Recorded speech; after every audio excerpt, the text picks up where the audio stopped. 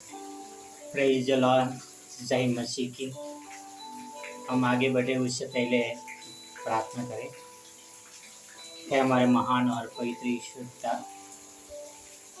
धन्यवाद करता हूँ पिता कि आपके वचनों के लिए पिता और आपके अनुग्रह के लिए पिता। पिता मेरे साथ रहना पिता, जो भी वचन से बातें करो पिता, वो आपकी महिमा हो पिता।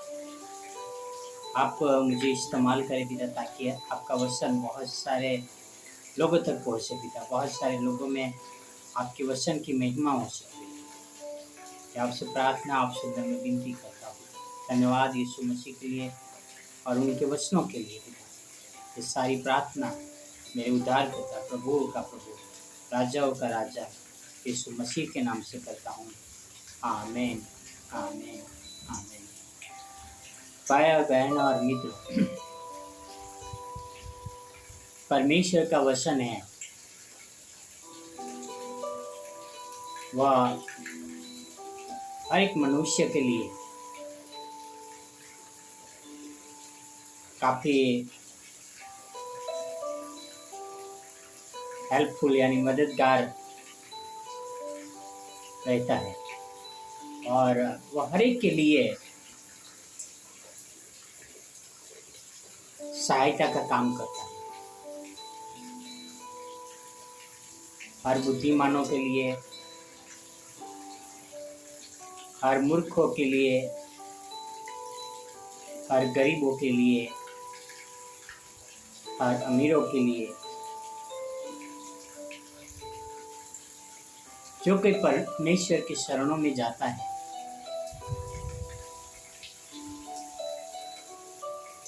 उनके जीवन में परमेश्वर का वचन काम करते हैं। और कई बार हम परमेश्वर के शरणों में नहीं, पर संसार की और चीज़ों के शरणों में जाते हैं।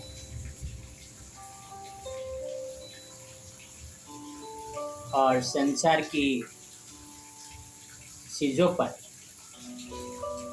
हमारा भरोसा ज़्यादा होता है और यह सोचते हैं कि हमारे पास संसार की दौलत, संपत्ति वो बहुत टाइट से हो जाएगा, तो हमें कोई बात की जीवन पर चिंता नहीं रहेगी। पर परमेश्वर जो दया का धनी है, वह अपने वचनों से साफ बात करता है। हमें साफ बताते हैं कि हमारा जीवन क्या है। और कई बार हम ये सोचते हैं कि हम 50 साल जिएंगे, 70 साल जिएंगे या पूरे 100 साल जिएंगे, और यही सोच में हम बहुत सारे मेहनत करते हैं और धन राशि लपेटने में अपना जीवन पूरा गुजार देते हैं। भाई और बहनों और मित्रों,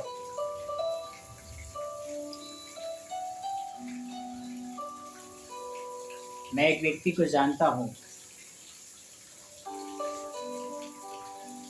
जिन्होंने बहुत कड़ी मेहनत किया और किस तरह से बहुत सारे रुपये जमा किए। वो एक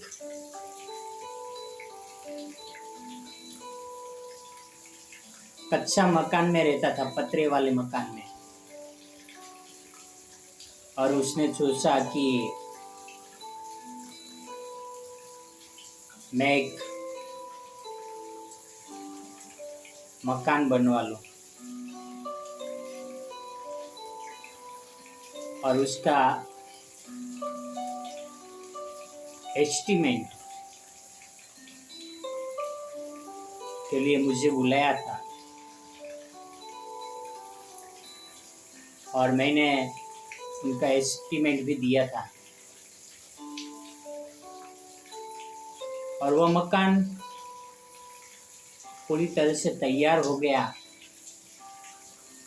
एकदम पूरी तरह से। वो मकान में रहने के लिए जाने वाले ही थे, उस घर में रहने के लिए जाने वाले ही थे जो नया बना था। और उस भाई का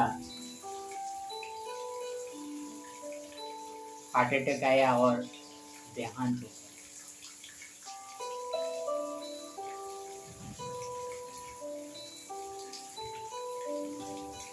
यानी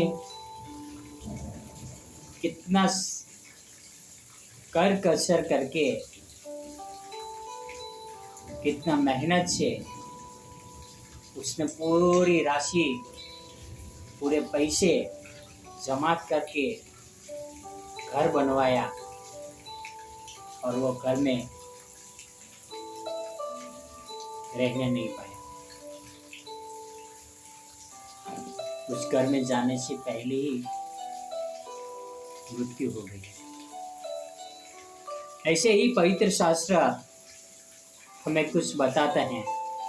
आओ हम देखते हैं लूका का 12 में 16 से लेके 21 तक। लूका 12 16 to 21। उसने उनसे एक दृष्टांत कहा। किसी धनवान की भूमि में बड़ी उपज हुई। तब वह अपने मन में विचार करने लगा कि मैं क्या करूं, क्योंकि मेरे यहाँ जगह नहीं जहाँ अपनी उपज इत्यादि रखूं। और उसने कहा, मैं यह करूँगा, मैं अपनी बखारियाँ तोड़कर उनसे बड़ी बनाऊंगा और वहाँ अपना सब अन्न और संपत्ति रखूंगा और अपने प्राण से कहूँगा कि प्राण, तेरे पास बहुत वर्षों के लिए बहुत संपत्ति रखी है, चैन कर, खा पी, चैन कर।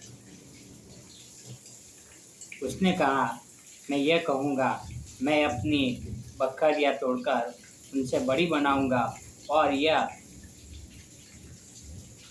अपना सब अन्न और संपत्ति रखूंगा और अपने प्राण से कहूँगा कि प्राण, तेरे पास बहुत वर्षों के लिए बहुत ही संपत्ति रखी है, चैन कर, खा पी, सुख से रह।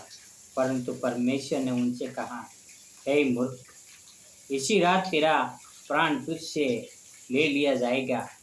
तब तक जो कुछ तूने इकट्ठा किया है वह किसका होगा? ऐसा ही वह मनुष्य भी है जो अपने लिए धन बटोरता है परंतु परमेश्वर की दृष्टि में धनी नहीं। भाई और बहन और मित्रों, यह मूर्ख धनवान ने यह सोचा कि मैं इस अनाज का इतना स्टोर करके रख दूंगा कि वो कभी खत्म ही नहीं होगा। भाई और बहन और मित्रों,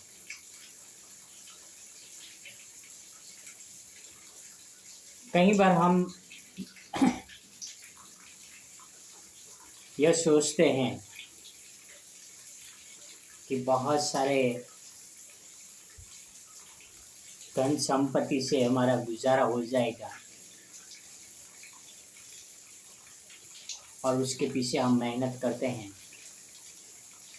पर हम परमेश्वर को छोड़ देते हैं, परमेश्वर के वचन को मानते नहीं हैं। भाई और बहनों मित्रों, कई बार ये सोचते हैं कि हम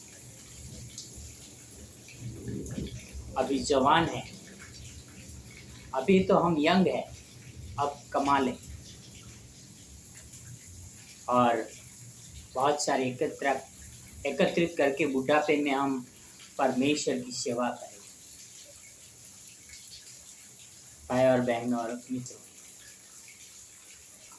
हमें ये पता नहीं है कि कल हमारा क्या होगा।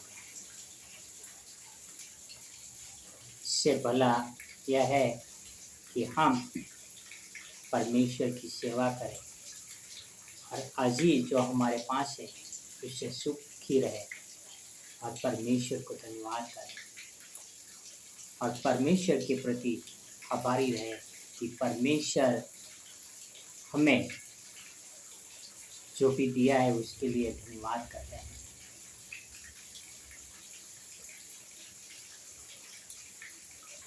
आओ हम परमेश्वर के प्रेम को पहचानें।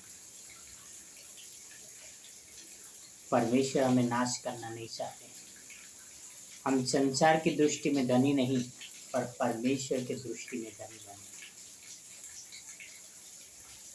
भाई और बहन और मित्रों, हम साथ में कुछ लाए नहीं हैं और कुछ लेकर जाने वाले नहीं हैं,